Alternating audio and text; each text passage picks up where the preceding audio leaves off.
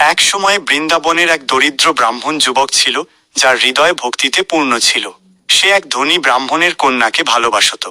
তীর্থযাত্রার সময় যখন সেই ধনী ব্যক্তি অসুস্থ হয়ে পড়েন, তখন যুবকটি তার সেবা করে তাকে সুস্থ করে তোলে। খুশি হয়ে ধনী ব্যক্তি প্রতিজ্ঞা করেন যে ফিরে গিয়ে তিনি তার মেয়ের বিয়ে সেই যুবকের সাথে দেবেন। কিন্তু গ্রামে ফিরে এসে তিনি তার প্রতিজ্ঞা ভঙ্গ করেন। তিনি বলেন যে কোনো সাক্ষী ছাড়া তিনি বিয়ে দেবেন না। দরিদ্র যুবকটি ভেঙে পড়ে এবং কাঁদতে কাঁদতে ভগবান শ্রীকৃষ্ণকে ডাকতে থাকে। ভক্তের ডাক শুনে ভগবান শ্রীকৃষ্ণ গোপাল রূপে আবির্ভূত হন। তিনি বললেন, আমি তোমার সাক্ষী হতে চলব, কিন্তু তুমি সামনে চলবে এবং কখনো পিছন ফিরে তাকাবে না। যুবকটি আনন্দের সাথে পথে চলতে শুরু করলো। অনেক দূর যাওয়ার পর হঠাৎ সে পায়ের শব্দ শুনতে পেল না এবং ভয় পেয়ে গেল। সে পিছন ফিরে তাকাল। সেই মুহূর্তেই কৃষ্ণ পাথরের মূর্তিতে পরিণত হলেন। লোকজন অবাক হয়ে গেল এবং বুঝতে পারল যে স্বয়ং ভগবানই সাক্ষী হতে এসেছেন।